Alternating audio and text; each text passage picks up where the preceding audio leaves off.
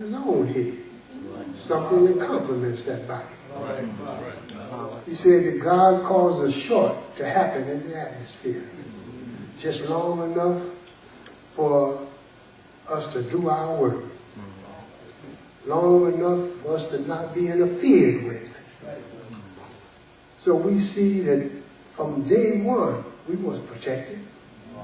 But it's us who have to realize that the protection of God is there for those who are right-minded.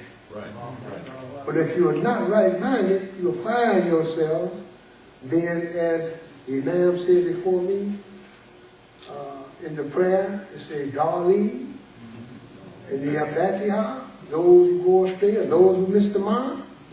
Yes, we'll miss it. So Allah is great.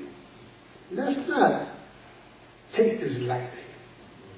We have a great responsibility that has been placed on our shoulder, and that if we are sincere, then God would bring us to that top of the hill that maybe you and I may desire. So Allahu Akbar. So Allah says in his book, in the book of Al-Baqarah, I like to say this.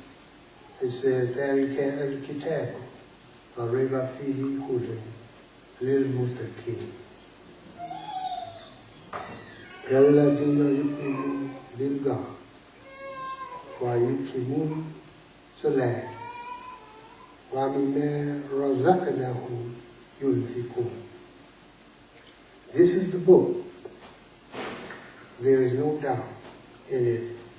Is a guide to those who keep their duty, who believe in the unseen, keep up prayer, and spend out of what we have given them.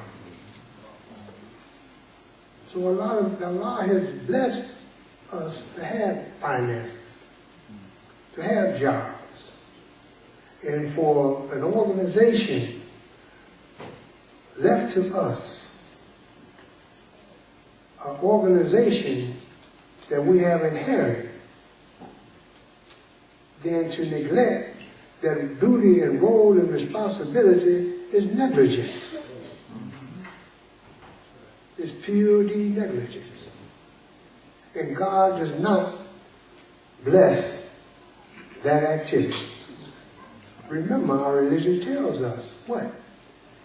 It says that God called you to account not for the thoughtlessness in your oath, but he calls you to account for the intentions in your heart.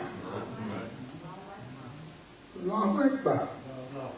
So if we have the right intentions, Allah will continue to bless us. And Allah will make the fruit that's hanging on our tree to fall right where we need it. And it will be there for our taking. And we can eat it at our leisure. Allahu Akbar. And you have to remember that Al-Baqarah, it is an instruction. It is giving us instruction. In the book of Al-Baqarah, it is giving us outlining our duty. It is letting us know we have a duty that we owe to Allah subhanahu wa ta'ala. It's letting us know that this earth in which we find ourselves on at this particular time, this is our abode. Because this is what we have been made to inherit, as the Quran says here. It says that in the Quran in 43:72, it says that this is the garden which you are made to inherit on account of what you did. Allahu Akbar. You see, so Allah subhanahu wa ta'ala, he has laid it out for us. In each verse or each book in the Quran, we will find somewhere in there that gives us the right guiding us in the right direction that would put us on the path of success.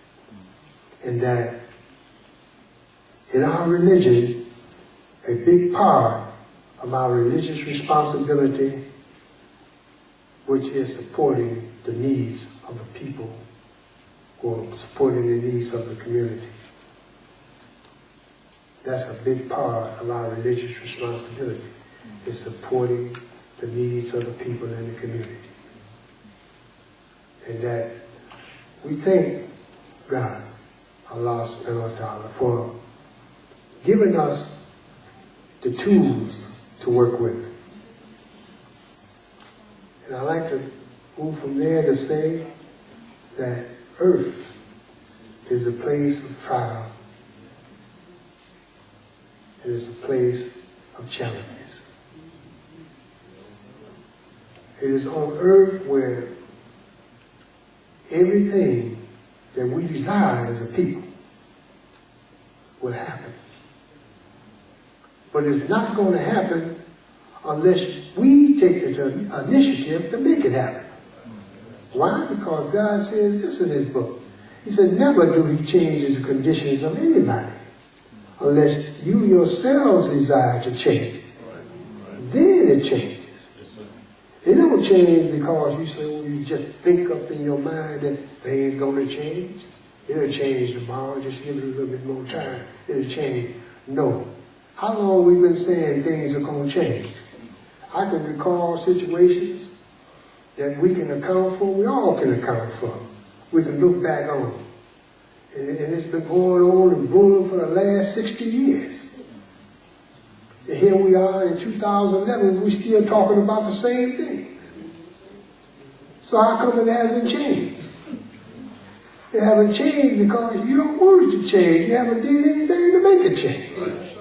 Allah Akbar. So Allah, highly glorified, is here. He has given us a prescription as to how to go about making things change. In fact, this brings us to some comments on the Prophet Jonah. He has a special place in the social life of our people, even in terms of duty. Jonah was a prophet of God. He is also called the man of the fish. But he was missioned by Allah subhanahu wa ta'ala to go to the people of Nineveh. Nineveh just happened to be a place where the Quran says 100,000 or more was awaiting his arrival. But Jonah, he went there and he began teaching. He began instructing. But they were so full up in their ways and practices, their insincerity, their corruption, their unfair business practices, that they ended up just making him feel as if he was not cut out to do what he was cut out to do. But Allah had put in him and knew what he could do. But it was Jonah who had to doubt. Allah, when he missioned you to do something, he already know what you can do. He know your capabilities. Because our religion tells us what? The only differentiation that we make here is your character and your ability. So God has given us a way out, but we have to take it. But Jonah, what did he do? He left before his mission was done.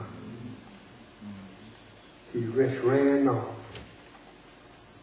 And the story goes on to say that he was found down in the hull of a ship, rested. But after a storm went to ruin, but he didn't know he had boarded a ship of superstitious people. Now, we are superstitious. Look at it, go back in our history.